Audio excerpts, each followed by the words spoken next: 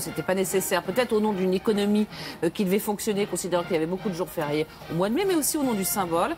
Et lui-même qui s'est engagé à 18 ans, qui avait participé à la libération de Paris et qui avait une relation forte avec l'Allemagne, a considéré que ça suffisait probablement de rappeler cet antagonisme. Il a transformé ça, et c'est quand François Mitterrand est arrivé au pouvoir en 81 que ce jour férié a été rétabli. Donc certes, aujourd'hui, il y a un consensus, mais ça n'a pas toujours été le cas.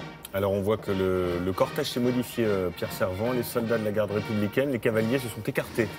Voilà, donc c'est pour l'arrivée finale, si je puis dire. Donc vous l'avez rappelé tout à l'heure, tout ça est millimétré, c'est du papier à musique, et le président est maintenant bien adapté, bien acclimaté, je dirais, à ce type de cérémonie. C'est son troisième. Il avait fait la première d'ailleurs avec Nicolas Sarkozy, président sortant. C'est d'ailleurs là où on s'est rendu compte que les deux hommes étaient à la même altitude, ce qui n'avait pas été complètement perçu pendant la... Vous dire à la même hauteur. À la même hauteur. J'ai pas osé le dire, mais je vous laisse le dire, Nathalie Saint-Cric.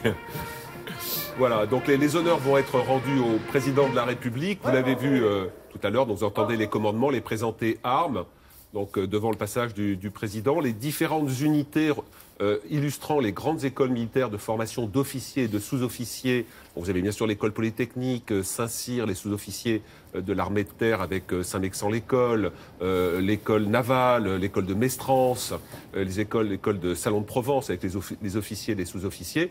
Bien évidemment la garde républicaine qui est dédiée à tous les honneurs militaires rendus dans les palais nationaux et lors des grandes cérémonies. Donc tous ces militaires rendent les honneurs au président tout au long de son parcours de dépôt. Là, je pense que c'est le général Pierre de Villiers, si je reconnais bien sa nuque, chef d'état-major des armées, donc personnage évidemment extrêmement important qui a en charge, sous la direction du président de la République, qui est chef des armées. Hein, en France, le président de la République, c'est le patron militaire de toutes les opérations et de toute la dimension des armées.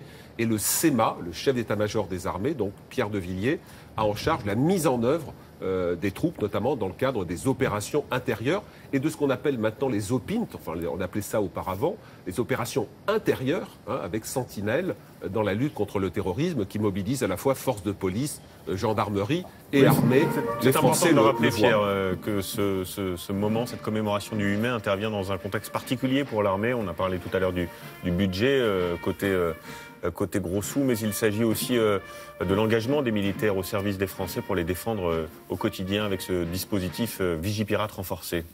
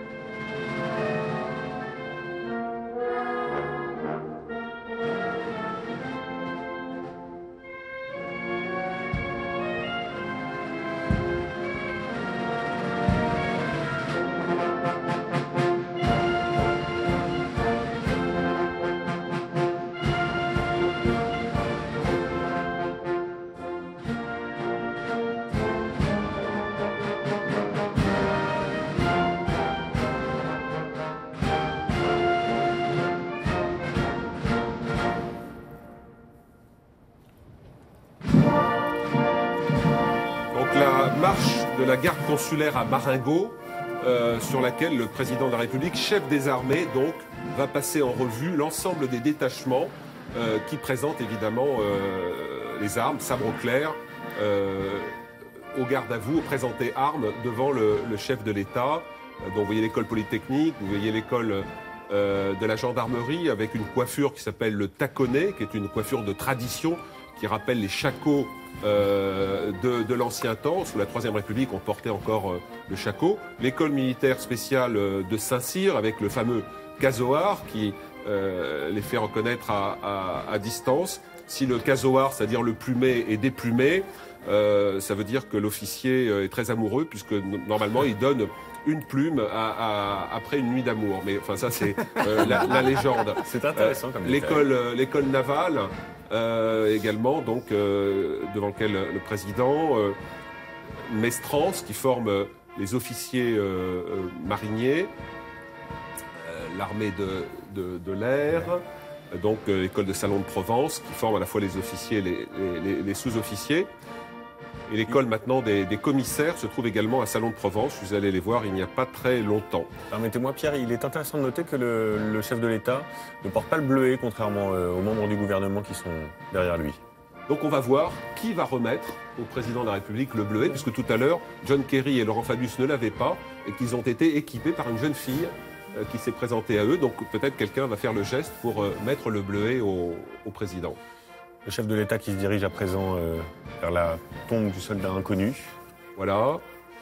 Donc ce soldat qui a été soldat de 14, hein, là on est sur la Grande Guerre, et donc effectivement vous avez revu derrière le président à la fois le chef d'état-major des armées et le chef de l'état-major particulier du président. Donc, vous entendez les ordres, et quand le président va s'avancer, voilà, tous les emblèmes sont abaissés devant le président.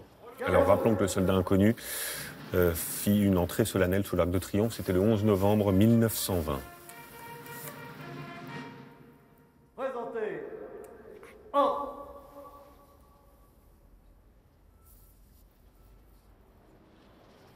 Le président s'avance et il va pouvoir déposer la gerbe. Deux gardes républicains l'aident. À droite, présenté sabre, un Saint-Cyrien, à gauche un polytechnicien, et à l'arrière, Naval et l'école de l'air.